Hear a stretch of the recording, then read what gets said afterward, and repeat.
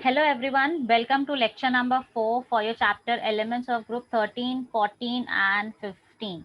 So today we are going to start with what? We are going to study the allotropes of different elements belonging to group 13, 14 and 15. In the previous lecture till now what we have covered is you have seen the introduction part of group 13, 14, 15 elements. We have seen their electronic configuration, occurrence, physical properties, physical trends and chemical properties. So one of the chemical property that group 14 shows, group 14 element shows is allotropy. When I say allotropy means what? When a single element exists in more than one forms. When an element can exist in more than one different forms, that is called as allotropy. So today we are going to study first is allotropes of carbon, and then we'll move on to allotropes of phosphorus. So starting with allotropes of carbon, when I say we have two major allotropes of carbon, one is one is the crystalline allotrope and the other one is amorphous allotrope. When we say crystalline, in crystalline, we are going to study three allotropes. First, we have is diamond. Second, graphite. Third is fullerene. And when we talk about amorphous, in case of amorphous, we have two major types. One is charcoal and second one is lamp black. In case of charcoal, we have further two types. One is wood charcoal, depending if it is made from wood. If it is made from animal bones, we call it as animal charcoal. Or if it is made from sugar, we also have something called as sugar charcoal. We're not going to study that in detail. So starting with the very first allotrope, that is diamond.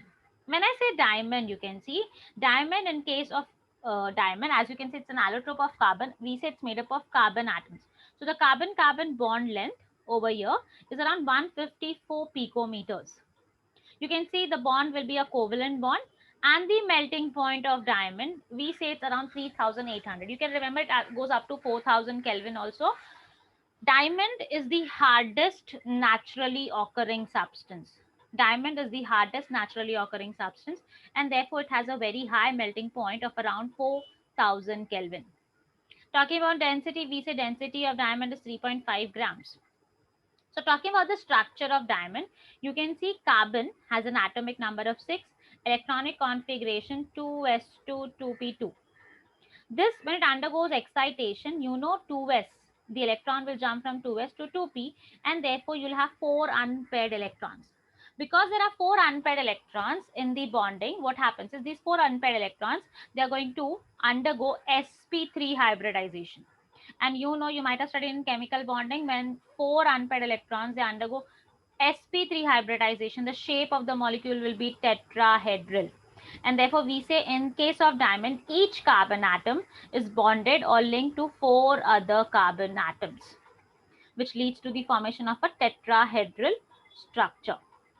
So talking about diamond, you can see, as I said, each carbon is linked to 4 other carbon atoms. You can see each carbon, when you link it to 4 other carbon atoms, you get a 3D cage-like structure. You can see it's forming a 3-dimensional cage-like structure, which actually represents a tetrahedral geometry.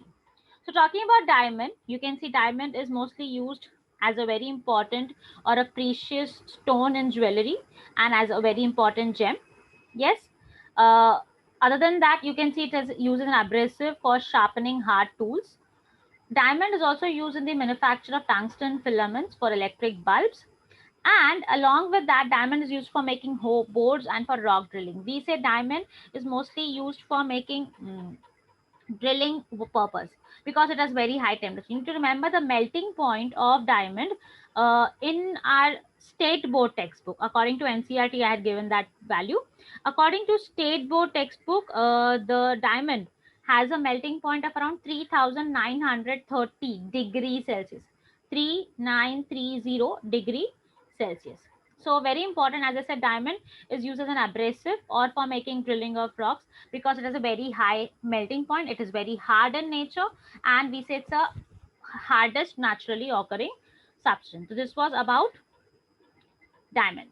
Moving ahead, next important allotrope of carbon that we have is graphite. So when I say graphite, you can see graphite, the structure, we say it is composed of 2D layers, and these layers, they are joined to each other, and because of that we say they are planar hexagonal rings in which each carbon is bonded to three other carbon atoms. So you can see when I say each carbon is bonded to three other carbon atoms, you get such hexagonal planar layers. And these hexagonal planar layers are linked to each other.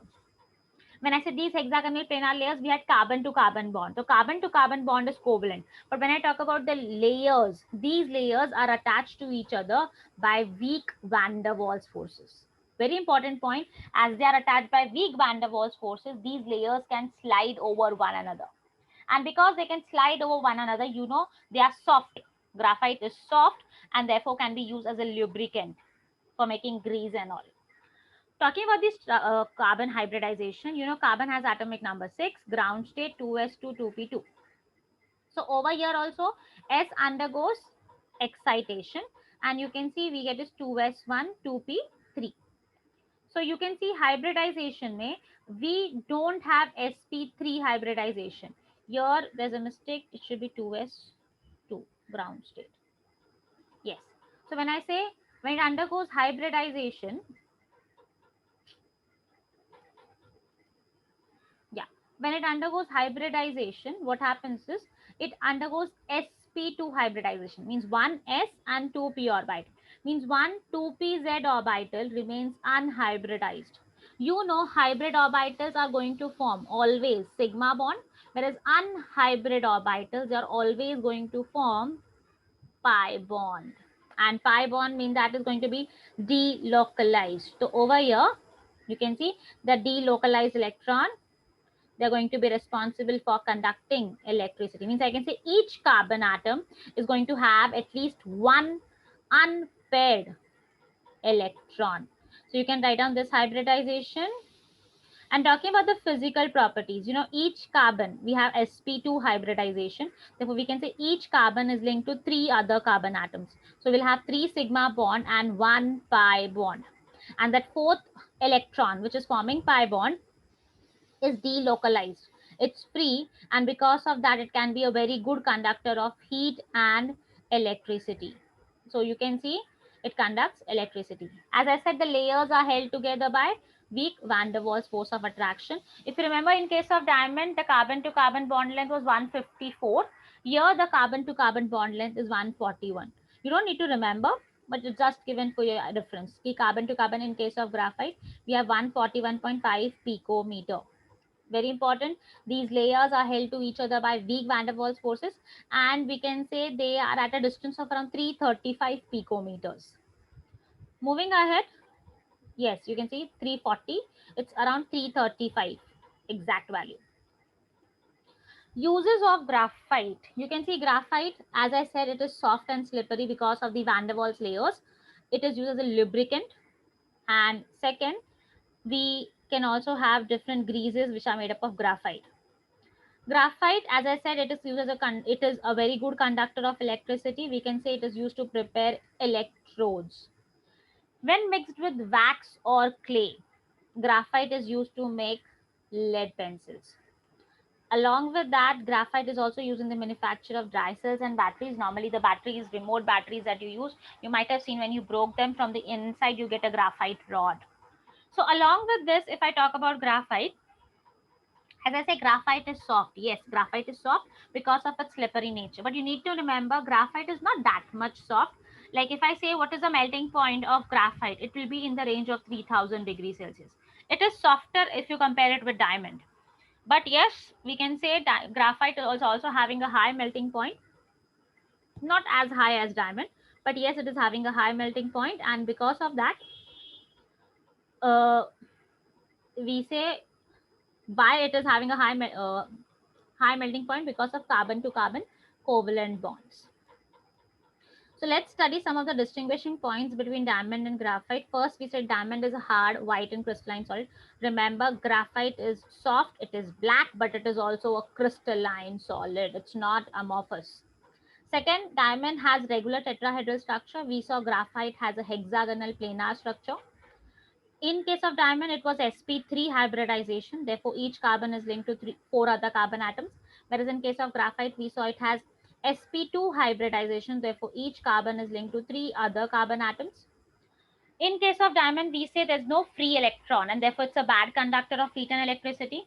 Whereas for graphite, it has one lone pair, or I can say one unpaired electron, and therefore not lone pair, one unpaired electron, and therefore it is a good conductor of electricity. Diamond, the carbon to carbon bond length is 154. In case of graphite, it is 141.5. Diamond has a 3D network cage-like structure, whereas the graphite has a 2D planar layered structure.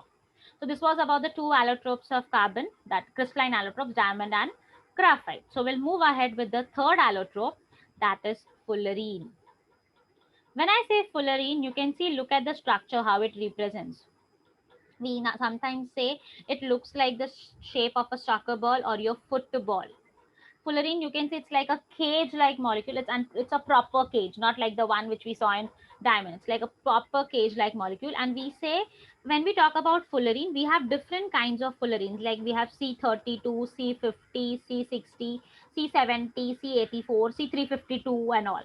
But the most common one that you study is C60, which represents the shape of a soccer ball, or because you can see it is made, as I said, the formula is C60. We say at each vertex will have total 60 carbon atoms. So we say 60 vertices are occupied by carbon atom. As I said, they represent the shape of a ball. It was discovered by the scientist Buckminster. We also call it as Buckminster fullerene or buckyball. Buckminster fullerene or buckyball. So you can see this C60 molecule.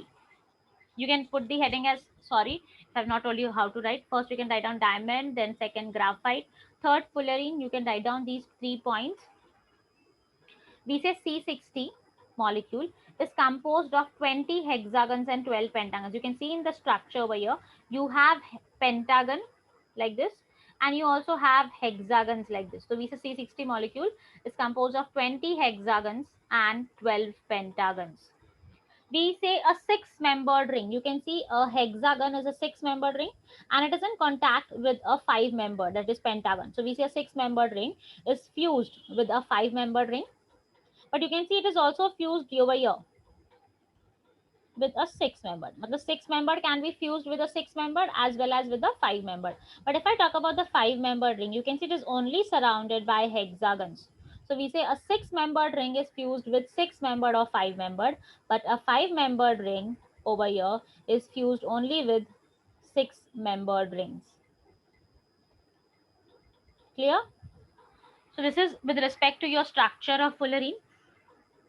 You can see, similar to graphite, fullerene also shows sp2 hybridization, means each carbon atom is going to form 3 sigma bonds with 3 other carbon atoms, and they're going to contain both single as well as double bond. And as we said, the one electron which is going to be delocalized, the pi electron, is going to give you aromatic character. Like when we talk about benzene, you remember it has alternate single and double bond. So same way we can say it is going to give an aromatic character to fullerene. Talking about fullerene, you can see, how do you prepare fullerene? As I said, we get different types of fullerene: C32, 60, 50, 70 and 84. Graphite, which is one of the allotrope of carbon, we are going to heat it at a very high temperature. We say we are going to heat it in presence of electric current, in presence of inert gases like helium or argon. Graphite is made up of carbon, and when you heat it, what you get is vaporized carbon. So this vaporized carbon, we are going to condense it. So on condensation, this vaporized carbon will give you sooty material. When I say sooty material, you might have seen when you burn paper, all those small black particles which are feathering or moving in the air, that is nothing but soot or sooty material.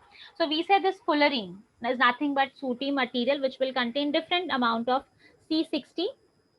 I can say major amount of C60, small amount of C70, and sometimes you also have some amount of C32, C50, C84 and all.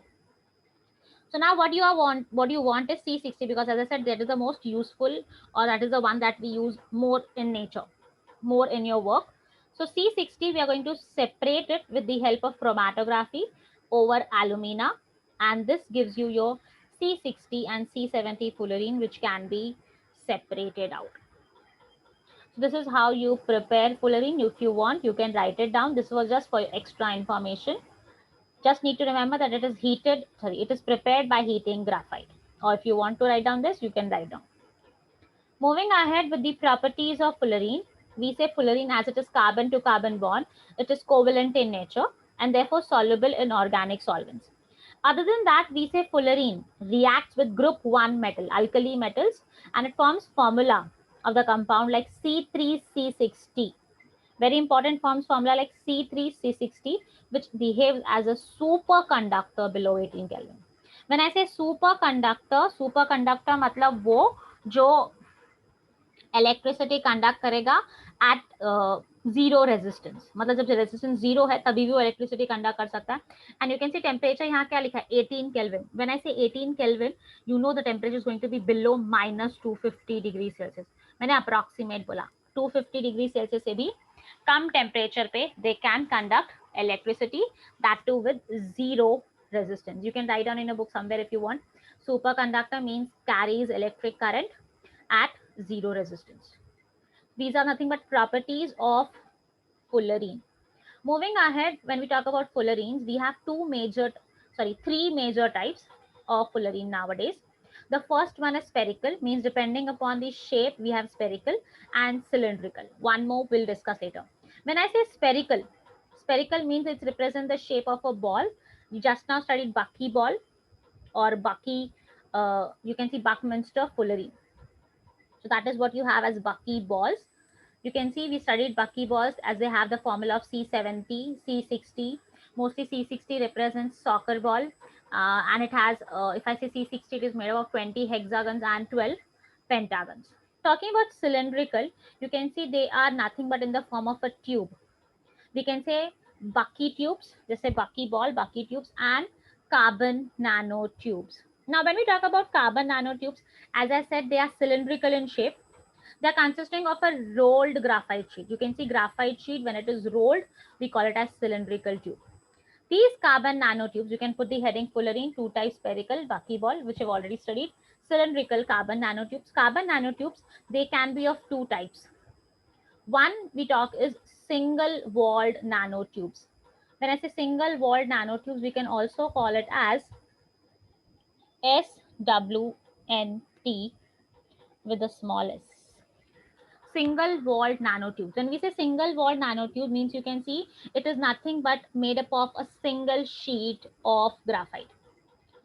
And you can see it is representing this layer. We say we have only one thick layer. And when I say one thick layer is also called as graphene. So you can see, but that one thick layer is not in a planar form, it is in a rolled up form. And very important when we talk about this, the diameter of single walled nanotubes is going to be only or less than 1 nanometer. We say the single walled nanotubes will have a diameter of less than 1 nanometer. So where you have written carbon nanotubes, you can write down they are cylindrical in shape. There are two types. One, single walled nanotubes. Single walled nanotubes means they are made up of only one layer of graphite and the diameter is less than 1 nanometer. This is nothing but the uses of single nanotubes in the body. We can use it as a catalyst and it accumulates very less in the body, and therefore it's nowadays used for preparing medicines or for drug delivery systems. Moving ahead, we have the second type, that is multi-walled nanotubes. When I say multi-walled nanotubes, you can see when I said single-walled nanotubes, I wrote SWNT. Now MWNTS, that is multi-walled nanotubes.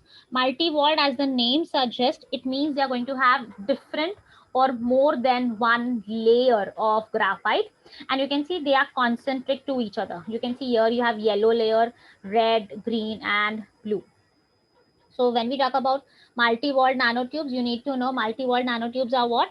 They are made up of multiple layers. And here you can see the diameter can be, you can write down that in the previous case, the diameter was less than 1 nanometer. We say here the diameter can be more than 100 nanometer. And they can range from several micrometers to millimeters. You can see it is a very complex structure and the purity product is high. There are more chances of accumulation in the body. So depending upon that, we can use both of them for your drug delivery system. So this is about multi-walled nanotubes. You can write down they are made up of multiple layers, diameter more than 100 nanometers. They can be in the form of millimeters, range from millimeters to micrometers to millimeters. Talking about them, when I say carbon nanotube, you say they are very robust, they can be bent, and when you press them, or when you try to what you can say, apply pressure on them, and when you release it, they can be uh, spring back to their own original shape. So this was about carbon nanotubes.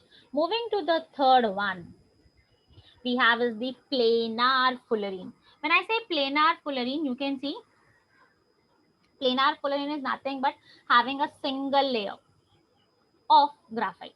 You know, graphite was what we said there, it is made up of multiple layers, and layers are held to each other with weak van der Waals force. But when you have one single layer, or I can say isolated layer of graphite, is called as graphene. We say it's a two-dimensional structure, or I can say it's not two-dimensional. I can say it's a two-dimensional solid or a two-dimensional layer. And you can see its structure. It has a densely packed honeycomb crystal lattice. Honeycomb crystal lattice. We say in case of fullerene, the carbon to carbon bond length is approximately 143 picometers. And over here, when we talk about carbon to carbon double bond, that is around 138 picometers. Graphene is very important nowadays because of its electronic properties. It has unique electronic properties, and the person who discovered graphene has been awarded a Nobel Prize. His name, there are two scientists, I think Jane and Novoselov. Gene and Novoselov, who have discovered graphene, and because of its unique properties, they have even received Nobel Prize for it. So this was all about your allotropes of carbon. We have studied diamond, crystalline allotropes, diamond, graphite, and fullerene. In fullerene, we saw three types: spherical, cylindrical, and planar. Moving to the allotropes of carbon, that is amorphous, we have two types. You can see there's no, they are not mentioned in our book, but I'm just giving a gist of it to have an idea ki how are they prepared and what are their uses. So when we say charcoal, amorphous carbon, charcoal, depending, like if you are preparing wood charcoal or animal charcoal, if I'm saying we are preparing wood charcoal, we say we are going to prepare it by destructive distillation. Destructive distillation means what? In absence of air, means you will not provide oxygen. So we are going to take an iron vessel. In that, you're going to add wood if you are preparing wood charcoal, and you're going to close the container. So when you close the container, what happens is this wood is made up of nothing but carbon. So when you start heating it, you get is what? You get is the sooty material, means the left behind material will be nothing but black colored soot material. That is nothing but your charcoal. As I said, it is made from wood, we call it as wood charcoal. And if you prepare it from animal bones, we can call it as animal charcoal. So this is how you prepare charcoal. Talking about the second allotrope of lamp black, sorry second allotrope of carbon that is lamp black. Lamp black हम बनाएंगे किससे? दो sources of carbon है, petroleum and benzene. Petroleum और benzene, you know, they are source of carbon. So when you heat it in insufficient air, you know, excess में दिया तो carbon dioxide होता है, लिमिटेड है तो कार्बन मोनोऑक्साइड. इनसफिशिएंट मतलब आपने ऑक्सीजन दिया नहीं है, so it will be left behind as carbon only. So we get a smoke which on condensation can be collected in the form of black powder. And that black powder is lamp black. You know, lamp black is mostly used nowadays, or in the olden days, it was mostly used for preparing kajal. The highest purity kajal was nothing but made from lamp black. You might have seen why we call it as lamp black, because black, if you'd see, might have seen earthen diyas, earthen pots, when you lit it up during Diwali, the edges they become black, and if you put your hand over there, you can see it becomes black, and you can, that was the one which was used actually as a kajal. So lamp black can be used for making printing ink, black ink mostly, shoe polishing material, and you can remember also as your cosmetics. Uses of the different allotropes of carbon. First, we study diamond. The most hardest naturally can be used in jewelry and as an abrasive. Talking about graphite, we saw it can be used as an electrode because of its electrical property. It can be used for making crucibles in the laboratory.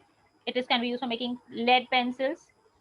Charcoal, we saw that it is normally activated charcoal. You mostly use it as a purifier or as an adsorbent for absorbing impurities and poisonous gases. Normally, when we talk about your water filters, they contain activated charcoal. Carbon black or lamp black, mostly used for manufacturing of blacking and pigments. Coke, that is carbon. You might have studied we have different types of coal. If I say we have peat, anthracite, lignite, bituminous. The most highest purity is anthracite, then you have bituminous, then lignite, and the most inferior quality is peat, PEAT. So coke is normally used as a fuel and also as a reducing agent in metallurgy. Reducing agent means it will help in converting your metal oxide into metal. And last, fibers embedded in plastic material. Like if you talk about carbon nanotubes, they're nothing but fibers embedded in plastic material. They form high strength, lightweight composites. Finishing rods, tennis rackets, aircrafts, and all, which are lightweight material, they're also made up of carbon. So the next element that we have now is phosphorus, and we are going to study the allotropes of phosphorus. So starting with first, as I said, the two major allotropes of phosphorus are white and red phosphorus. When I say white phosphorus, P4 is to say, we say it's most reactive and the least stable allotrope of phosphorus. Most reactive and least stable allotrope of phosphorus. Red is less reactive and most stable allotrope of phosphorus. Why? If you look at the structure of white phosphorus, as I say P4, you can see P4, we have phosphorus atom having the electronic configuration 3s2 3p3. So those 3p3 electrons, they are forming 3 bonds, whereas the 3s2 that remains as a lone pair. So when I say P4, here we can see the structure is what? We have 4 phosphorus atoms. They are linked to each other by single P-P bonds, and each P angle is 60 degree. So looking over here, we have total how many P bonds? 6 P bonds, and the angle is 60 degree. Similarly, if we talk about red phosphorus, we say it's a polymeric structure. Polymeric because these phosphorus molecules, you can see, they are breaking this bond between them and they're forming bonds with other atoms. So therefore, white phosphorus, because of its structure, because of the steric hindrance it provides, it is most reactive. Whereas in this, you can see all the bonds are linked to each other, and therefore the energy required to break them will be more. They are less reactive in nature. Moving ahead, you can write down the allotropes of phosphorus, white and red. Talking about white phosphorus, we say it is nothing but yellowish tinge in color, and therefore we also say it has a yellowish color. Red phosphorus is not properly red, it is reddish violet and in powdery form. Talking about white phosphorus, we say it is poison because it's reactive in nature, it's poisonous. Red phosphorus, it's not reactive and therefore it's not poisonous in nature. Talking about white phosphorus, it is insoluble in water but soluble in carbon disulfide. We have already studied phosphorus is insoluble in water. Same applies for red phosphorus, even that is insoluble in water, but even it is insoluble in CS2, benzene, but only soluble in nitric acid. So you can just remember both of them are insoluble in water. Like next point, you can see white phosphorus when reacts with NaOH, it produces phosphine gas. Very important reaction that you're going to study, that will be useful in 12th standard.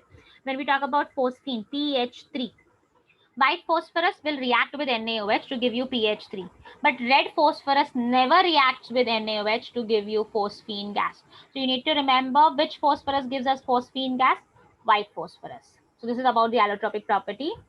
Next, you can see white phosphorus, we say combines with oxygen. If you remember, we have studied chemical properties and we saw it forms a dimer.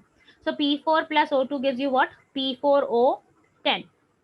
This P4O10 which is formed has the property of chemiluminescence.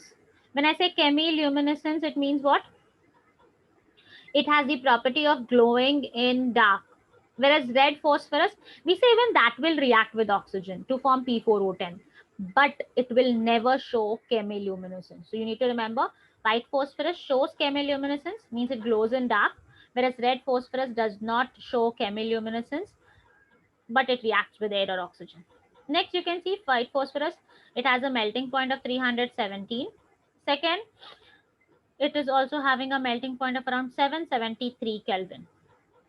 White phosphorus, you can see, it gives us, on heating, it forms black beta phosphorus, whereas red phosphorus gives us alpha black phosphorus, means that gives rise to your third allotrope of phosphorus. And we normally say red phosphorus, we're going to prepare it from white phosphorus only, when you heat it around 573 Kelvin and in an inert atmosphere.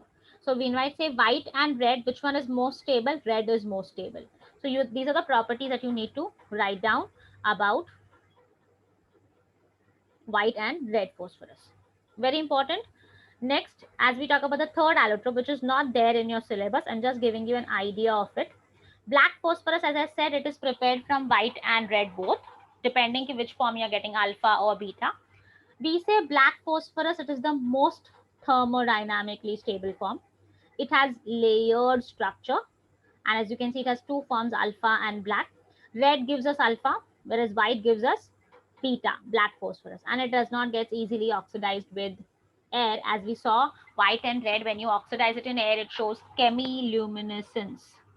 Only white shows chemiluminescence, red one does not show chemiluminescence. So this was all about the allotropes of phosphorus. You can write on white, you can write on red, you can draw their structures, and black is just for your information. As I said, in case of white and red, which one is more stable? Red phosphorus is more stable. When I say white, red, black, which one is more stable? Black is the most stable form, but that is not there in your syllabus. So we are done with the allotropes. Talking about the MCQs, first MCQ question. White phosphorus P4 does not contain 6p-p single bond. We saw it has 6p-p single bond, 4p-p, 6 है तो 4 हो ही नहीं सकता, 4 lone pair रखेंगे because P4 है, 4 phosphorus है, चारों के पास एक एक लोन पेयर है. Yes, P-p angle of, yes, it has a angle of 60 degree. So if you look at the structure, it does not have 4, it has 6p-p covalent bond. So the option number B is incorrect. Next question. White phosphorus contains P2 molecules? No. P6? No. It was again P4 only. P5 भी नहीं होगा. Tetrahedral P4 molecule with P-p bond angle 60 degree. Yes, so C is the correct answer. Yeah. Next question. The purest form of coal is, I just discussed that at the end. When we talk about peat, that is the most inferior quality. Lignite we have, then bituminous and anthracite. We normally say anthracite gives us around 90% of coal, whereas bituminous, it gives you around 80%. Lignite 60 to 70, and peat gives us the lowest form of coal. It is the most inferior, whereas anthracite is the most superior form of coal. Yes, so that's the correct answer. The high reactivity and high volatility of white phosphorus is because of, it contains tetrahedrally arranged P4 units. Yes, it contains. The bond angle is 60 degree, P-p, yes, 63 tha. The van der Waals forces of attraction are weak. We don't have any van der Waals force of attraction in that case. Steric strain is large. As I said, white phosphorus ज़्यादा क्यों है? क्योंकि steric strain बहुत ज़्यादा है. Yes, that's the correct answer, because 3 are dead, but it is not the reason for their reactivity. They are just talking about the structure in the first 3 points. Fourth, which form of carbon is used as the fuel? Diamond, graphite, coke, and fullerene. Yes, we saw that coke is the one that can be used as a fuel. Diamond, graphite, fullerene के uses वो नहीं थे. Next, which of the following is not hydrolyzed easily? This is not from this lecture. This is what we have studied in the previous lecture. If you all remember, we saw SiCl4 can be hydrolyzed because उसके पास है vacant d orbitals, and because of that it can expand its octet, whereas CCl4 that cannot be hydrolyzed. क्यों? क्योंकि उसके पास vacant d orbitals नहीं है. Yes, so that is the correct answer. Which is the number of free electrons present on each carbon atom in graphite? हर एक carbon के पास, we saw in case of graphite it is forming sp2 hybridization. When I say sp2, it means each carbon is linked to 3 other carbon atoms, and therefore we have one unhybrid orbital. Unhybrid वाला जो है वो pi, that is free. Electron means each carbon will have at least one free electron that is responsible for making it a good conductor of electricity. The naturally occurring hardest substances. We know the answer. Naturally occurring hardest substance is diamond. You know, if they ask you the same question, the hardest substance, and if they don't give you diamond but they have silicon carbide, you know, silicon carbide is also a very hard substance which also is used as an abrasive. Like diamond is used for drilling of rocks, as an abrasive, for polishing. Silicon carbide भी उसी तरह use होता है. So silicon carbide is also hardest, but it is not naturally occurring. So naturally occurring है तो answer diamond is correct. अगर diamond option नहीं होता and they would have asked hardest occurring, so that will be silicon carbide. Graphite is soft while diamond is hard because graphite is in powder form. No, depends. Diamond has sp2 hybridization, graphite has sp3. That is wrong. Diamond has sp3 whereas graphite has sp2. Graphite is in planar form while diamond is in tetrahedral. Correct. Graphite is covalent and diamond is anionic. No, both of them have carbon to carbon bond, so both of them are covalent solids only. So option D is not correct, B is not correct. C, you know, graphite is soft while diamond is hard. Very important, graphite is soft क्यों? Because as I said, carbon to carbon जो layer है, एक hexagonal layer, दूसरा layer. So because of the planar layers, they can slide over one another because of the weak van der Waals forces. So we say graphite is in planar form while diamond is in tetrahedral. Next, silica is soluble in. This is not related to this chapter again. Silica, as you know, SiO2.